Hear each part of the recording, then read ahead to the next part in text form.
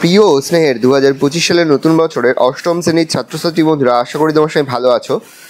আজ আমরা যে বিষয়টি নিয়ে আলোচনা করব অষ্টম শ্রেণীর ফার্স্ট সামেটিভ অর্থাৎ প্রথম পর্যায়ক্রমিক মূল্যায়নের পরিবেশ বিজ্ঞানের সিলেবাস, প্রশ্নকার এবং নমুনা প্রশ্নপত্র নিয়ে।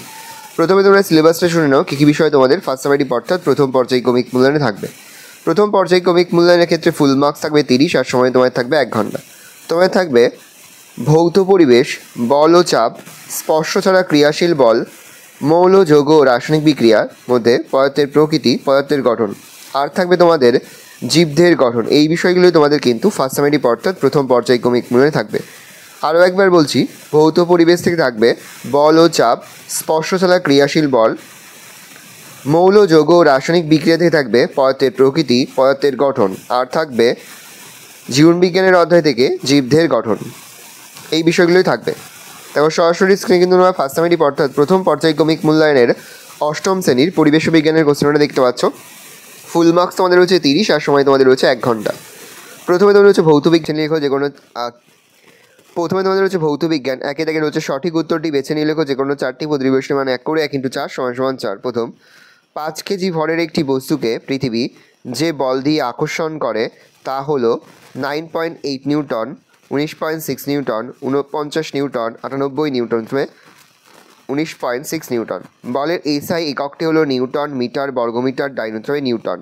খাদ্য লবণের গলনাঙ্ক প্রায় 720 degree centigrade, 780 degree centigrade, 801 degree centigrade, 850 degree centigrade, উত্তরে 801 ডিগ্রি সেন্টিগ্রেড।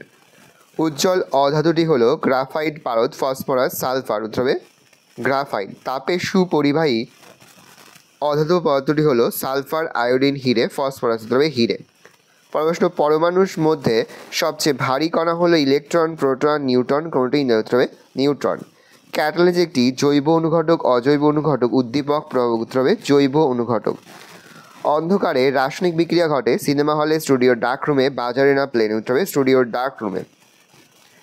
জলের তড়িৎ বিশ্লেষণে ক্যাথোড ও অ্যানোডে উৎপন্ন গ্যাস দুটির আয়তন অনুপাত 2:1, 1:2, 8:1, 1:8, উত্তরে 2:1। 2 থেকে রয়েছে অতি সংক্ষিপ্ত উত্তর দাও যে কোনো 3টি পরিবেশটি মান 1 করে 1 × 3 = 3।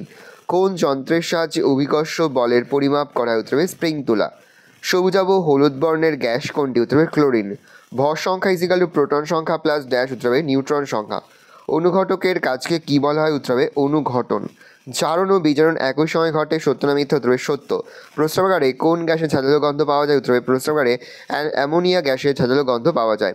গ্যালভানাইজেশনের জন্য তড়িৎ বিশ্লেষ্য হিসাবে কোন পদার্থ ব্যবহার করা হয়, উত্তরে জিঙ্ক সালফেটের জলীয় দ্রবণ ZnSO4। তিনি হচ্ছে সংক্ষিপ্ত যে কোনো 4টি পরিবেশের মান 2 করে 2 × 4 = 8। প্রথম, বরফ জলে ভাসে কেন? বরফের ঘনত্ব জলের চেয়ে কম, কারণ জল বরফে পরিণত হলে আয়তন বাড়ে, ফলে একটি বরফ খণ্ডের ভর বরফ খণ্ডটি দ্বারা অপসারিত জলের ভর অপেক্ষা কম হয়, তাই বরফ জলে ভাসে। মরচে নিবারণের উপায় লেখো। মরচে নিবারণের উপায়: এ, লোহার ওপর তেল রং বা আলকাতরার প্রলেপ দিলে লোহা জল ও বাতাসের সংস্পর্শে আসতে পারে না, ফলে মরচে পড়ে না। 2, মরচে নিবারণের জন্য লোহার জিনিসের ওপর জিঙ্কের প্রলেপ দেওয়া হয়, এই পদ্ধতিকে গ্যালভানাইজেশন বলে। গহনা প্রস্তুতিতে সোনা ও রূপো ব্যবহার করা হয় কেন? সোনা ও রূপোর নমনীয়তা অত্যন্ত বেশি, তাই এগুলিকে পিটিয়ে খুব সহজেই পাতলা করা যায়। এর ফলে এই ধাতুগুলির ওপর শৌখিন নকশা তোলা সহজ হয়। এই কারণে গহনা প্রস্তুতিতে সোনা ও রূপো ব্যবহার করা হয়। পরের প্রশ্ন, পরমাণু ক্রমাঙ্ক ও ভর সংখ্যা কাকে বলে? কোনো পরমাণু নিউক্লিয়াসে উপস্থিত প্রোটন সংখ্যাকে ওই মৌলের পরমাণু ক্রমাঙ্ক বলে, এবং কোনো পরমাণু নিউক্লিয়াসে উপস্থিত প্রোটন ও নিউট্রন সংখ্যার সমষ্টিকে ওই মৌলটির ভর সংখ্যা বলা হয়। অনুঘটন কাদের বলে? যে সকল পদার্থ কোনো রাসায়নিক বিক্রিয়ায় উপস্থিত থেকে বিক্রিয়ার বেগ বাড়ায় কিন্তু বিক্রিয়া শেষে নিজে অপরিবর্তিত থাকে তাদের অনুঘটক বলে। যেমন KClO3 থেকে অক্সিজেন প্রস্তুতির বিয়োজন বিক্রিয়ায় MnO2 অনুঘটক হিসেবে কাজ করে। তড়িৎ লেপন কাকে বলে? তড়িৎ লেপনের উদ্দেশ্যগুলি লেখো। তড়িৎ বিশ্লেষণের সাহায্যে রাসায়নিকভাবে অধিক সক্রিয় ধাতুর ওপর কম সক্রিয় ধাতুর প্রলেপ দেওয়ার পদ্ধতিকে বা প্রক্রিয়াকে তড়িৎ লেপন বলে। তড়িৎ লেপনের উদ্দেশ্যগুলি হল ধাতুগুলোকে জল ও বায়ুর বিক্রিয়াজনিত ক্ষয়ের হাত থেকে রক্ষা করা, ধাতুর সৌন্দর্য বৃদ্ধি করা। তোমরা চাইলে 1, 2 করেও লিখতে পারো। পরে তোমাদের রয়েছে লাইফ সায়েন্স অর্থাৎ জীবন বিজ্ঞান, একের দাগে রয়েছে সঠিক উত্তর নির্বাচন করে লেখো যে কোনো 4টি পরিবেশের মান 1 করে 1 × 4 = 4। প্রথম, দেহের ভর বহনকারী কলাটি হলো আবরণী কলা, যোগ কলা, পেশি কলা না স্নায়ু কলা? উত্তর হবে যোগ কলা।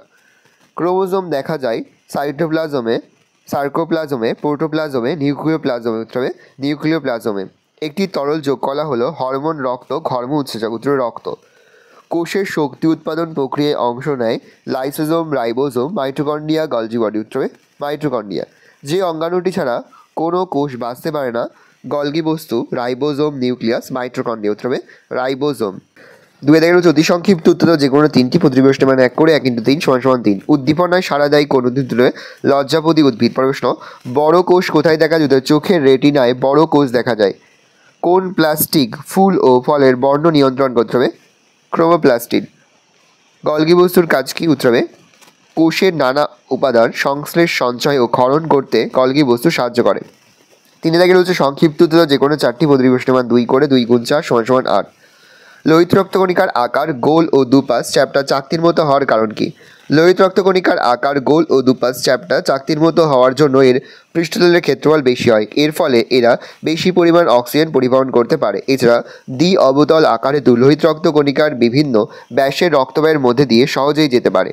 ডিএনএ ও আরএনএর পুরো নাম কি? DNA deoxyribonucleic acid, RNA ribonucleic acid. Primary রিউটিক্যাল কি? উদ্ভিদ কোষের গহ্বরের আকার ক্রমশ যখন বাড়তে থাকে তখন নিউক্লিয়াস সহ সাইটোপ্লাজম কোষের পরিধির দিকে সরে যায়। গহ্বরের চারিদিকে সাইটোপ্লাজমের এইরূপ আচরণকে প্রাইমোরিয়াল ইউট্রিকাল বলে। মাইটোকন্ড্রিয়াকে কোষের শক্তিঘর বলে কেন? মাইটোকন্ড্রিয়ায় উপস্থিত শ্বসন উৎসেচকের সাহায্যে কোষস্থ খাদ্য জারিত হয়। এই জারণ প্রক্রিয়ায় সমস্ত শক্তি নির্ভর এটিপি উৎপন্ন হয় বলে মাইটোকন্ড্রিয়াকে কোষের শক্তিঘর বলা হয়। লাইসোজোমকে কোষের আত্মঘাতী থলি বলে কেন? লাইসোজোম পর্দাবৃত পাচন উৎসেচক সমন্বিত ক্ষুদ্র অঙ্গাণু। কোনো কারণে এর পর্দা বিনষ্ট হলে এর উৎসেচক অন্যান্য অঙ্গাণুগুলোকে পাচিত করে ফেলে, ফলে কোষটি নষ্ট হয়। তাই লাইসোজোমকে কোষের আত্মঘাতী থলি বলে। ভালো করে দেখে নাও, এই রয়েছে টোটাল তোমাদের ফার্স্ট সামারি অর্থাৎ প্রথম পর্যায়ক্রমিক মূল্যায়নের অষ্টম শ্রেণীর পরিবেশ ও বিজ্ঞানের কোশ্চেন পেপার। ভালো করে কোশ্চেনটা দেখে নাও। আশা করি ভিডিওটা ভালো লেগেছে। ভিডিওটা ভালো লাগলে ভিডিও লাইক করে দিতে ভুলবে না। আমার নতুন হওয়া লাল কালার সাবস্ক্রাইব প্রেস করে পাশে বেল আইকনটা প্রেস করে যখন নতুন কোনো ভিডিও আপলোড করি সবার ফার্স্ট নোটিফিকেশন তোমরা পেয়ে যাও। আর এই ভিডিওটি তোমার বন্ধু বান্ধবী আত্মীয় স্বজন সবার মধ্যে কিন্তু অনেক অনেক শেয়ার করে যে বছর অষ্টম শ্রেণীতে পড়ছে। আমরা কিন্তু ইতিমধ্যে অষ্টম শ্রেণীর প্রতি বিষয়ে সিলেবাস, প্রশ্নপত্র এবং নমুনা প্রশ্নপত্র কিন্তু আপলোড করে দেবো। এখনও পর্যন্ত সেই ভিডিওগুলো না দেখে থাকো, ভিডিওগুলো কিন্তু তাড়াতাড়ি দেখে নাও। একেবারে ভিডিও শেষে স্ক্রিনে তোমরা প্লেলিস্ট দেখতে পারো, তারপরে ক্লিক করলে সমস্ত ভিডিওগুলো কিন্তু তোমরা পর দেখে নিতে পারবে। কোনো প্রশ্নের উত্তর লিখতে বা বুঝতে যদি কোনো রকম অসুবিধা হয় তাহলে কিন্তু নির্দ্বিধায় কমেন্ট সেকশনে কমেন্ট করে জানাতে একদমই ভুলবে না। ভালো করে তোমরা কোশ্চেনটা দেখে নাও।